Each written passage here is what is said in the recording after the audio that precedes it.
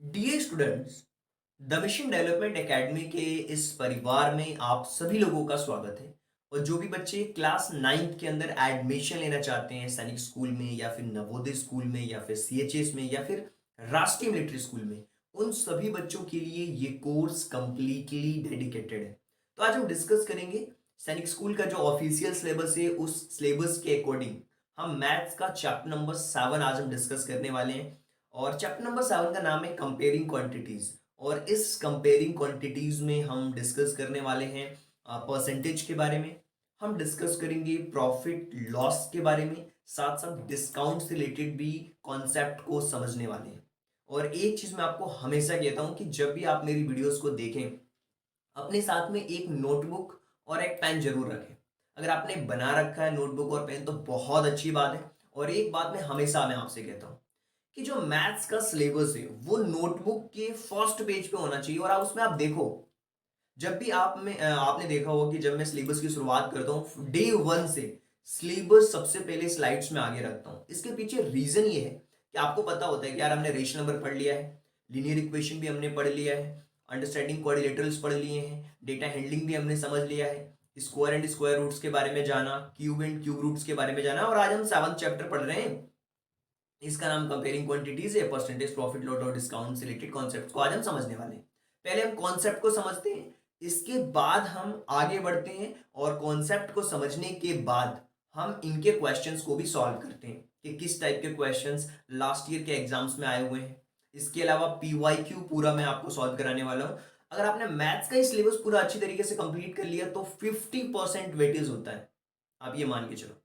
और ये एक इंपॉर्टेंट फैक्टर भी होगा मैथ्स का सिलेबस आपका। तो हम 7th चैप्टर पे हैं, आगे बढ़ेंगे और इसी तरीके से सारे सिलेबस को हम कंप्लीट करने वाले हैं। बशर्ते एक शर्त है कि आपके पास में नोटबुक और पेन होना चाहिए। इससे क्या होता है ना, आपको पता होता है, आपके पास कॉन्फिडेंस होता है कि यार इतने चैप्टर मैंने कंप्लीट कर लिए, इस चैप्टर के ये कॉन्सेप्ट के क्वेश्चंस मैंने कंप्लीट कर लिए। अगर इस तरीके के क्वेश्चंस आएंगे तो डेफिनेटली मैं इन क्वेश्चंस को सॉल्व कर पाऊंगा। तो ये एक इंपॉर्टेंट पार्ट होता है और ये सारा सिलेबस हम कंप्लीट करने वाले हैं मैथ्स के अंदर। चलिए कॉन्सेप्ट्स पे आते हैं।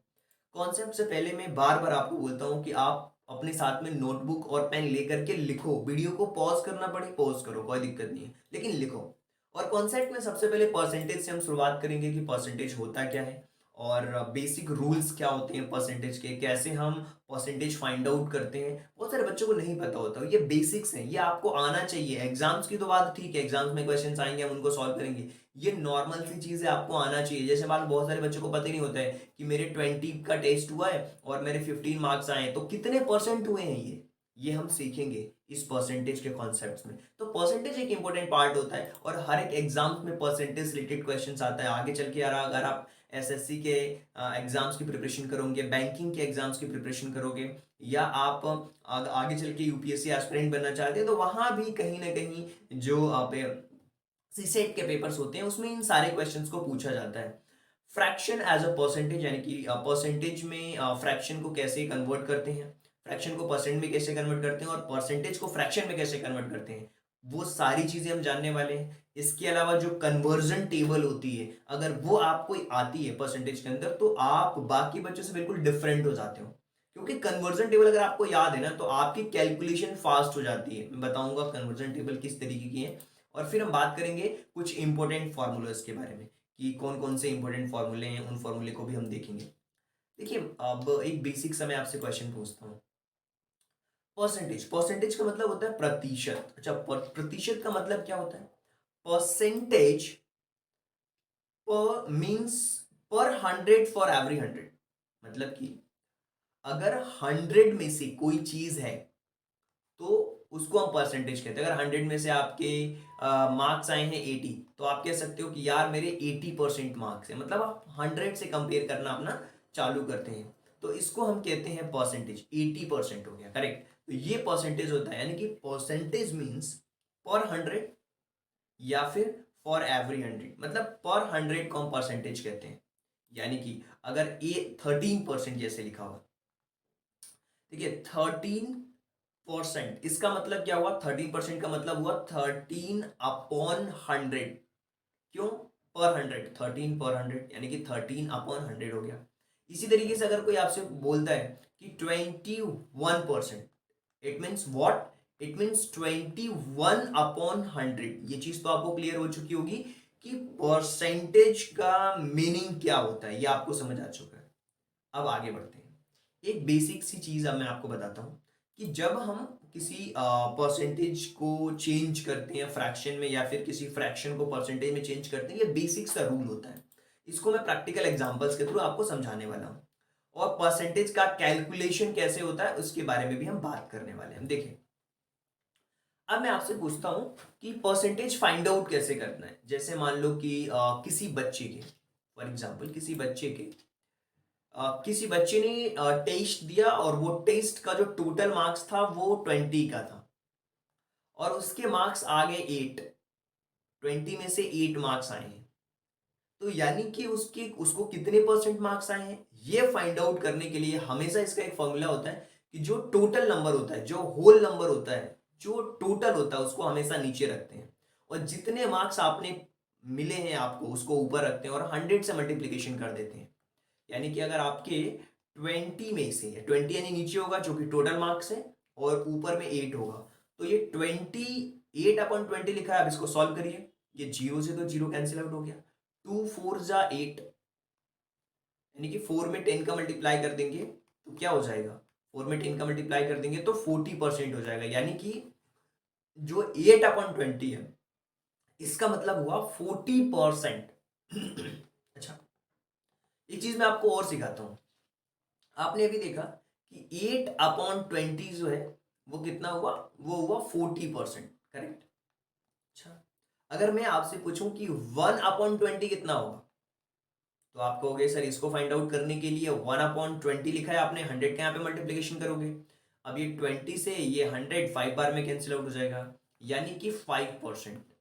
इसका मतलब क्या हुआ, अगर आपको कन्वर्जन टेबल में ये चीज पता है कि 1/20 5% के इक्वल होता है, तो 8/20 8 5 40% के इक्वल होगा। बिना किसी कैलकुलेशन के डायरेक्ट आप आंसर निकालोगे। ये कन्वर्जन टेबल का फायदा होता है। तो बेसिक रूल्स मैंने आपको बता दिए कि अगर 100 है होल नंबर नीचे, तो उसको नीचे रखेंगे, और जो पार्ट जो आपको मार्क्स मिले हैं वो परसेंटेज वाला उसको ऊपर रखेंगे। तो ये होता है परसेंटेज का कैलकुलेशन। देखिए, यहाँ पे है ना, दो बीट्स के कलर दिए हुए हैं, एक रेड और एक ब्लू, जिसमें से टोटल जो नंबर ऑफ बीट्स दिए हुए हैं 20 दिए हुए हैं, और जिसमें से 8 रेड हैं और 12 ब्लू हैं। तो 8/20 का मतलब 40% तो रेड बीट्स है, और ब्लू कितनी है, 60% है। फ्रैक्शन का मतलब क्या हुआ, 8/20 ये फ्रैक्शन में लिखा हुआ है, 12/20 ये भी फ्रैक्शन में लिखा हुआ है। परसेंटेज में क्या होता है, देखिए, जब भी हम परसेंटेज की बात करते हैं ना, जब भी हम परसेंटेज की बात करते हैं, तो आप ध्यान से समझिए इस चीज को। मैं यहाँ पे थोड़ा जूम कर लेता हूँ आपको समझाने के लिए, कि जब भी हम परसेंटेज की बात कर रहे होते हैं, तो यहाँ पे ये तो आपका दिया हुआ है पार्ट, ये फ्रैक्शन वाला पार्ट हो गया। परसेंटेज फाइंड आउट करने के लिए अगर इसको हम करेंगे 20 से, ये 5 बार में कैंसिल हो जाएगा, 12 5 60 आंसर आ गया। इसी तरीके से 20 से ये 100 जो है हमारा, वो 5 बार में कैंसिल आउट हो जाएगा, और 8 5 40 हमारा करेक्ट आंसर होगा। तो इस तरीके से हम परसेंटेज और फ्रैक्शन दोनों ही नंबर्स को फाइंड आउट कर सकते हैं। तो ये बेसिक्स एक रूल हुआ है परसेंटेज का, जिसको आपने बहुत अच्छी तरीके से समझ लिया। चलिए अब हम कुछ परसेंटेज को फ्रैक्शन में कैसे कन्वर्ट करते हैं उसके बारे में समझने की कोशिश करते हैं। देखिए, जब भी आप परसेंटेज को फ्रैक्शन में कन्वर्ट करना चाहते हो, तो इसका एक सिंपल सा लॉजिक है। वो क्या लॉजिक है, जैसे मान लीजिए यहाँ पे एक क्वेश्चन दिया हुआ है 36%। तो देखिए, मैं आपको समझाता हूँ। 36% का मतलब क्या हुआ, 36% का मतलब हुआ भाई 36/100। अच्छा, आपको कैंसिल आउट करना आता है नंबर्स को, वो कैसे करते हैं, हम दोनों ही नंबर्स को सेम नंबर से डिवाइड करते हैं। अगर आपको समझ नहीं आया तो पहले छोटे नंबर से डिवाइड करके देखो, इनको इसको हम 2 से डिवाइड करेंगे। अच्छा, 36 को 2 से डिवाइड करके देख लेते हैं। 2 से डिवाइड करोगे, 2 1 जा 2, 1 और 6, 2 8 जा 16। अच्छा, बहुत सारे ऐसे बच्चों में बोलेंगे सर आप बेसिक बेसिक सी चीजें क्यों बता रहे हो, देखो मुझे बताना पड़ेगा क्यों। बहुत सारे ऐसे बच्चे हैं जिनको कैंसिल आउट करने में प्रॉब्लम होती है। ये 18 बार में कैंसिल आउट हो जाएगा, इसको आप कैंसिल आउट करोगे तो 50 बार में कैंसिल आउट हो जाएगा। मतलब क्या मैं कर रहा हूँ, 100 को डिवाइड कर दे रहा हूँ 2 से, 2 5 जा 10, और फिर ये 0 है तो ये 50 बार में कैंसिल आउट हो गया। ये तो हो गया। क्या अब हमारे पास में नंबर क्या आया कैंसिल आउट होने के बाद, 18/50। क्या ये फिर से कैंसिल आउट हो रहा है? बिल्कुल हो रहा है। 2 से 2 9 जा 18 और इसको कैंसिल आउट करेंगे 2 से, तो ये 25 बार में। अब कैंसिल आउट ये नंबर नहीं हो रहा, यानी कि अगर मैं 36 को फ्रैक्शन में कन्वर्ट करूं तो 9/25 होगा, और यही चीज मैं यहाँ पे एक्सप्लेन कर रहा हूँ। 36% है 36/100। अब यहाँ पे देखिए 36/100 आपको दिख रहा होगा। अब ये जो नंबर है 9/25, ये कैसे आया? 36 को हमने 4 से डिवाइड कर दिया और 100 को 4 से डिवाइड कर दिया, तो डायरेक्टली 9 अपॉन ये जो है 25 आ चुका है यहाँ पे आंसर। चलिए आगे बढ़ते हैं। परसेंटेज को फ्रैक्शन में कैसे कन्वर्ट करना है ये चीज तो क्लियर हो गई, लेकिन फ्रैक्शन को परसेंटेज में कन्वर्ट कैसे करना है इसके बारे में हम बात करते हैं। ठीक है, यहां पे 13/20 दिया हुआ है। 13/20 दिया हुआ है। देखिए यहाँ पे दो चीजें हैं। 13/20 दिया हुआ, तो सबसे पहले अगर आप परसेंट में कन्वर्ट करना चाहते हैं तो नीचे टोटल नंबर, ऊपर जो पार्ट वाला नंबर होता है इसमें हम 100 का मल्टीप्लीकेशन कर देते हैं, डायरेक्ट परसेंट आ जाएगा। 2 से कैंसिल आउट करोगे, ये 5 बार में कैंसिल आउट हो जाएगा। 25 से 100 होता है, और 13 का 5 में अगर मल्टीप्लीकेशन कर देंगे तो ये 65% हो जाएगा। इसके अलावा भी एक चीज है, आपको पता है कि परसेंट का मतलब 100 होता है, तो 13/20 है। अगर इस 20 को 100 बनाना है तो मुझे ऊपर भी 5 का मल्टीप्लीकेशन करना पड़ेगा, नीचे भी 5 का, तो ये 65/100 हो जाएगा। और 65/100 का मतलब 65%।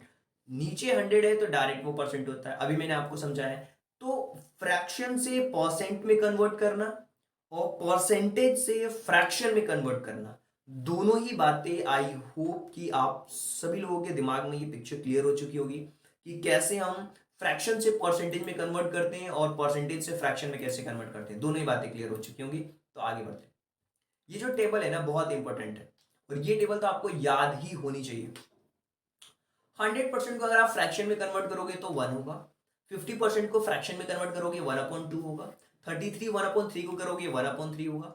25% को करोगे 1/4 होगा। 20% को 1/5 मैंने निकाल करके बताया था कि 20% का 1/5 कैसे होता है। देखो, अगर आप कोई सा भी नंबर उठा लो, कोई सा भी नंबर, कि 20% को 1/5 हम कैसे लिख रहे हैं इसके बारे में भी बात कर लेते हैं। कि 20% लिखा हुआ, जैसे मान लो 20% लिखा हुआ, तो 20% का मतलब क्या हुआ? 20/100 हुआ, तो इसको कैंसिल आउट करोगे, 20 1 जा 20, 1/5। तो ये कन्वर्जन टेबल है, और ये आपको अगर याद रहती है तो ये आपके लिए फायदेमंद साबित हो सकती है। इसी तरीके से कन्वर्जन टेबल को ध्यान से लिख लो आप। अगर आपको समझ में नहीं आ रही तो थोड़ा जूम कर देता हूं मैं, ताकि आप चीज़ों को अच्छी तरीके से लिख पाओ। ये देखिए, सबसे पहले आपको लिखना है 100 का 1, 50 का 1/2, 33 1/3 का 1/3, 25% का 1/4, 20% का 1/5, इसके अलावा 16 2/3 का 1/6, 14 2/7 का 1/7, 12 1/2 का 1/8, 11 1/9 का 1/9, और 10 का 1/10, 9 1/11 का 1/11। तो इस तरीके से कन्वर्जन टेबल है, ये आपको आनी चाहिए। इसके साथ साथ कन्वर्जन टेबल में और भी चीजें हैं जिसको आपको पता होना चाहिए, जो आगे की चीजें मैं आपको बता रहा हूँ। जैसे कि 8 1/3 लिखा हुआ है, इसका मतलब 1/12 होता है। 7 9/13 1/13 होता है। 1/14 का 7 1/7 होता है। 1/15 का 6 1/13 होता है। 1/16 का 6 1/4 होता है। 1/20 का 5% होता है। इसी तरीके से 1/24 का 4 1/6 होता है। 1/25 का 4%, तो 1/50 का क्या हो जाएगा? 8% हो जाएगा। इसी तरीके से हम चीज़ों को फाइंड आउट कर लेते हैं। 1/30 का 1/3%, 1/40 का 1/2%, 1/50 का 2%, इसी तरीके से 1/100 का 100%। जैसे 1/25 लिखा हुआ है तो ये 4 है, राइट? तो 1/50 करेंगे तो इसका हाफ हो जाएगा, ये 20% हो जाएगा, करेक्ट? और 1/12 है, उसका आपको पता है 8 1/3 होता है। तो ये कन्वर्जन टेबल्स हैं, इन टेबल्स को याद अगर आप कर लेते हो तो आपके लिए बहुत ही फायदेमंद होने वाला है ये कंप्लीट, ये जो सेशन है। देखिए, परसेंटेज को फ्रैक्शन में कन्वर्ट करना या फिर फ्रैक्शन को परसेंटेज में कन्वर्ट करना, ये चीज़ें तो आपको क्लियर हो चुकी है, आपके माइंड में ये पिक्चर क्लियर हो चुकी है। कुछ इंपॉर्टेंट फॉर्मूले भी हैं जो कि परसेंटेज से रिलेटेड लोग पूछते हैं। प्रॉफिट परसेंट क्या का फॉर्मूला क्या है? देखिए, परसेंटेज अगर आपको पता है ना तो profit percent already find out कर लोगे। अब प्रॉफिट का मतलब क्या होता है?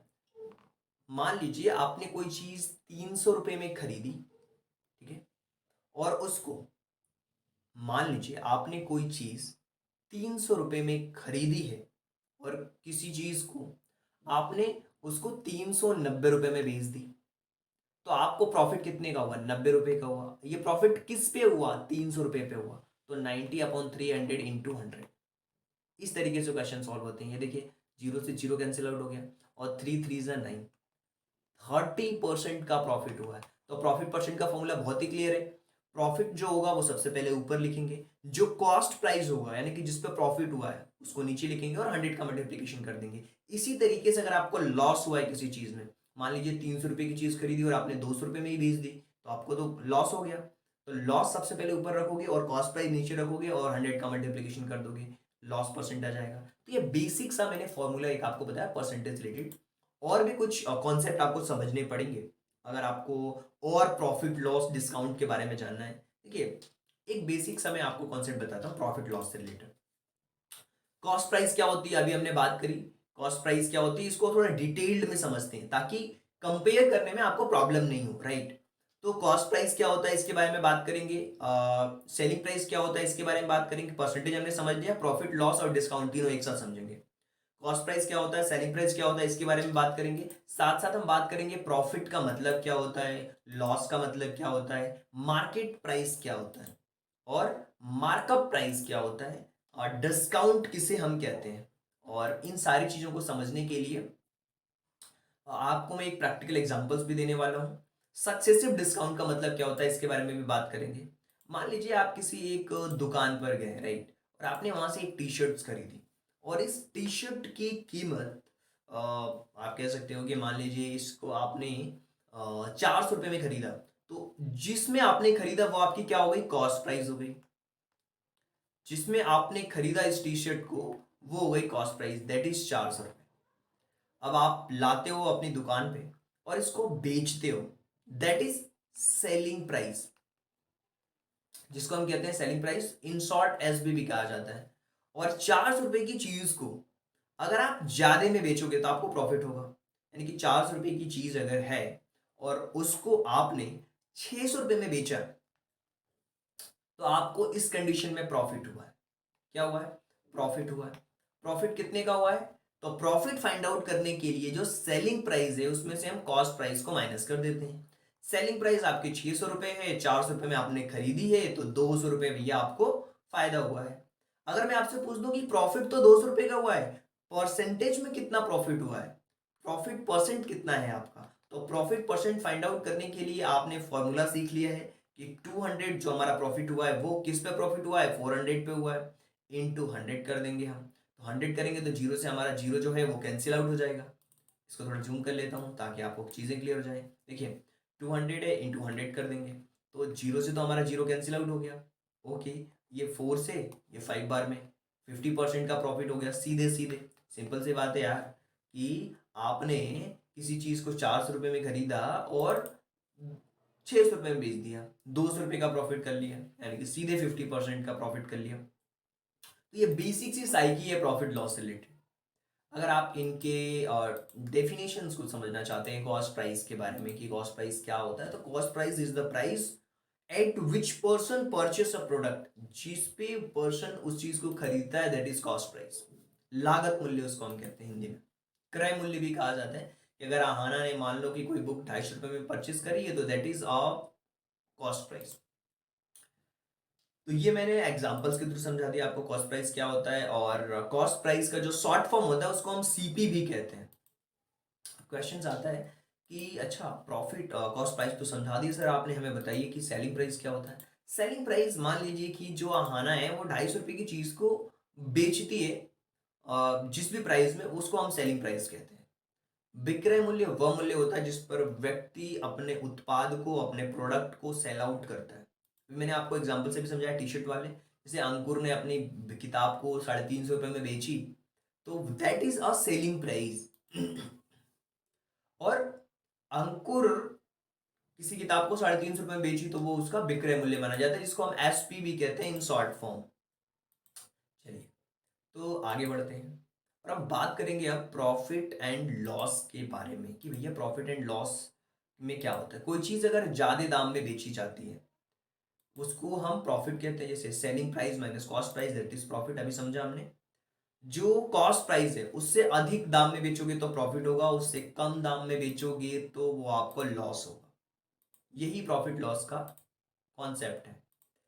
अगर हम प्रॉफिट लॉस को हमने समझ लिया, अच्छा, मार्केट प्राइस और मार्कअप प्राइस क्या होता है? बहुत सिंपल सी बात है।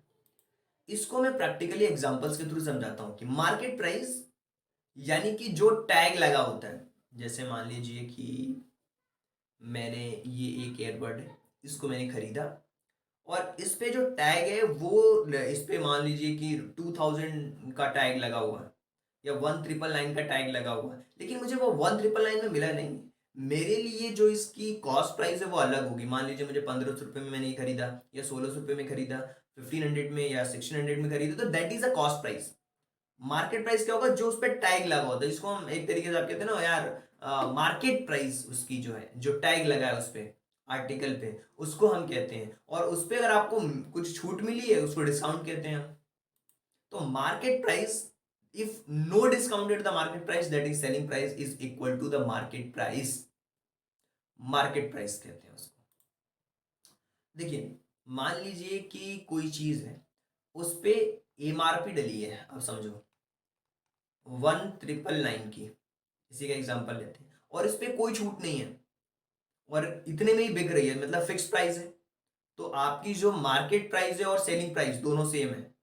लेकिन अगर मुझे कुछ डिस्काउंट इस पे मिल गया है मार्केट प्राइस पे, कि भैया आपको है ना इस पे 499 का डिस्काउंट है, इसका मतलब क्या हुआ कि भैया मुझे ये जो चीज है ना, ये 1500 की पड़ रही है,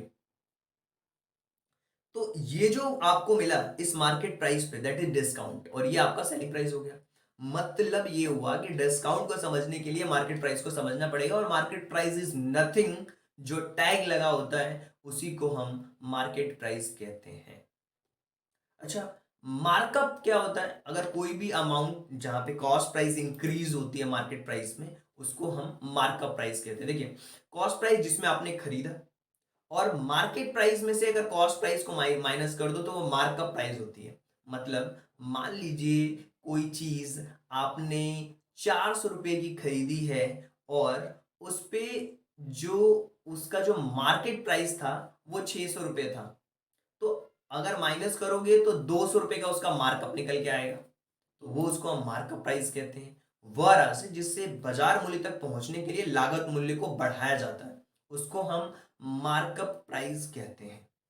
उसके बीच का डिफरेंस, मार्केट और कॉस्ट का डिफरेंस, मार्केट प्राइस और कॉस्ट प्राइस का डिफरेंस मार्कअप प्राइस कहलाता है। और market price is nothing that is a tag, simple सी बात है। और मार्कअप का मतलब होता है बाजार मूल्य में से लागत मूल्य को माइनस कर देना, सिंपल सी बात है। अच्छा, बहुत सारे बच्चों को डाउट होता है डिस्काउंट में। अभी मैंने बताया डिस्काउंट क्या हो, डिस्काउंट को हम कहते हैं बट्टा, छूट। डिस्काउंट का मतलब होता है आपको छूट मिल रही है, एक पे वन, एक पे एक फ्री। हम जाते हैं मार्केट में, एक पे एक फ्री, यानी कि जो रिडक्शन होता है, जो ऑफर होता है मर्चेंट के द्वारा मार्केट प्राइस पे। मैंने बोला कि अगर इस चीज पे इसकी जो कीमत है 1999 है, करेक्ट, 1999 रुपए है भाई साहब। अब 1999 की चीज पे वो मुझे कितने का दे रहे हैं? वो मुझे दे रहे हैं मान लीजिए कि 1500 रुपये का। मतलब क्या हुआ, मुझे डिस्काउंट मिला है 499 का। उसको हम कहते हैं सक्सेसिव डिस्काउंट। क्या होती है? जब कोई दो दो चीजों पे, मतलब दो डिस्काउंट्स दिए जाते हैं, उसको हम सक्सेसिव डिस्काउंट दिया जाता है। मतलब डिस्काउंट पे भी discount, that is successive discount, simple समझो। If an article sold at two discounts, then said to the sold after the two successive discount, that is at successive discount। मतलब discount पे discount, successive discount, simple समझो, ज्यादा हम चीजों को उलझाएंगे नहीं। यानी कि इस पूरे लेक्चर्स के अंदर हमने समझा परसेंटेज क्या होता है, हमने समझा फ्रैक्शन, फ्रैक्शन को परसेंट में कन्वर्ट करना, इसके अलावा परसेंटेज को फ्रैक्शन में कन्वर्ट करना, उससे रिलेटेड कुछ इंपॉर्टेंट फॉर्मूले, साथ ही साथ प्रॉफिट एंड लॉस। इसके अलावा प्रॉफिट परसेंट क्या होता है, लॉस परसेंट क्या होता है, मार्केट प्राइस क्या होता है, कॉस्ट प्राइस क्या होता है, सेलिंग प्राइस क्या होता है, मार्कअप प्राइस क्या होता है, डिस्काउंट क्या होता है, सक्सेसिव डिस्काउंट क्या होता है। तो अब हम बात करते हैं फॉर्मूलों की। ये फॉर्मूले हैं, इसको तो आपको लर्न करना ही चाहिए। क्या है? गेन। गेन का मतलब प्रॉफिट, सिंपल समझो। सेलिंग प्राइस में से कॉस्ट प्राइस को माइनस करोगे, गेन आएगा। कॉस्ट प्राइस में से अगर सेलिंग प्राइस को माइनस कर दोगे तो लॉस आएगा। गेन परसेंट का फॉर्मूला बहुत ही सिंपल है, जितना भी प्रॉफिट हुआ है टोटल कॉस्ट प्राइस को नीचे करो, 100 से मल्टीप्लाई करो, गेन परसेंट। लॉस जितना भी हुआ है कॉस्ट प्राइस को नीचे रखो, 100 से मल्टीप्लाई करो, लॉस परसेंट। सेलिंग प्राइस कैसे फाइंड आउट करोगे? जब हमें गेन हुआ हो, गेन हुआ है तो 100 प्लस गेन, लॉस हुआ है तो 100 माइनस लॉस, नीचे 100 ऊपर में मल्टीप्लीकेशन कर देंगे सीपी का। सीपी अगर फाइंड आउट करना है तो 100 into SP upon 100 plus gain. Gain में ये वाला, लॉस में ये वाला, 100 माइनस गेन कर देंगे। सेलिंग प्राइस मतलब क्या? मार्केट प्राइस में से डिस्काउंट को अगर माइनस करते हो तो एसपी हो जाता है। डिस्काउंट परसेंट का मतलब क्या हुआ? डिस्काउंट जितना भी हुआ है, किस पे डिस्काउंट हुआ है? मार्केट प्राइस पे हुआ है। तो उसको हम मार्केट प्राइस को नीचे रखेंगे, डिस्काउंट को ऊपर रखेंगे, 100 का मल्टीप्लीकेशन कर देंगे, डिस्काउंट परसेंट आ चुका हो। तो ये सारे कॉन्सेप्ट हमने समझ लिए और आई होप कि आप सभी लोगों को समझ भी आए होंगे। और जितने भी बच्चे हैं उन सारे बच्चों ने इन सारे फॉर्मूलों को लिखा भी होगा। और ये डिस्काउंट के भी कुछ फॉर्मूले हैं, इसको भी देख लीजिए, बार बार मैंने यहाँ भी रिपीट कर दिया है। सेलिंग प्राइस मतलब market upon price, market price into 100 minus discount. Clear है? और यहाँ पे भी दिखा है सेलिंग प्राइस डिवाइडेड, मतलब अपॉन है, यहाँ मल्टीप्लाई, यहाँ पे डिवाइड है, 100 माइनस डिस्काउंट। वहाँ भी लिखा हुआ था ये formula, M P minus S P discount, और M P minus discount that is S P. Discount percent मतलब डिस्काउंट और जो मार्केट प्राइस है वो, उसमें 100 का मल्टीप्लाई कर दोगे, डिस्काउंट परसेंट आ जाएगा। फॉर्मूले तो क्लियर हो चुके हैं। और इन सभी बच्चों को मैं बता दूं कि अगर आपको कोई डाउट रहता है तो आप हमसे क्वेश्चंस यहाँ पे पूछ सकते हैं। इसके अलावा आप हमारे मेंटरशिप प्रोग्राम से जुड़ सकते हैं। बहुत सिंपल कॉन्सेप्ट है मेंटरशिप प्रोग्राम से जुड़ना। इसमें हम हैंड होल्डिंग सपोर्ट प्रोवाइड कराते हैं आपको, बिल्कुल गाइडेंस देते हैं कैसे आपको प्रिपरेशन करना चाहिए, या आपके कितने चैप्टर्स कंप्लीट हैं, कितने बाकी हैं। 1-to-1 इंटरेक्शन होता है मेंटरशिप प्रोग्राम में। बहुत तरीका सिंपल है। ज्वाइन बटन पे जाना है, आपको क्लिक करना है और आप हमें इस तरीके से मजबूती दे सकते हैं ज्वाइन बटन पे क्लिक करके। और इसके अलावा आप इस नंबर पे भी हमसे कांटेक्ट कर सकते हैं और डिस्क्रिप्शन में लिंक भी दी हुई है, वहां से जाके हमारे जो भी कोर्सेज हैं पूरा कोर्स अवेल कर सकते हैं। इसके अलावा पीवाईक्यू की सीरीज भी ले सकते हैं। अगर आपने मेंटरशिप ज्वाइन कर लिया तो सारी चीजें आपको फ्री ऑफ कॉस्ट भी मिलती हैं। आप डिस्क्रिप्शन बॉक्स में चेक करके ऑफर्स अवेल कर सकते हैं। So thank you so much and thanks for giving your precious time at the last. God bless you, thank you so much. Mentorship programs में जैसे आप ज्वाइन बटन पे click करेंगे, आपके पास में दो ऑप्शंस होंगे, सिल्वर और ग्रोथ। जो भी आपको लेना हो मेंटरशिप प्रोग्राम्स में, आप उसे लेकर के ज्वाइन कर सकते हैं। So thank you so much and thanks for giving your precious time at the last. God bless you, thank you so much.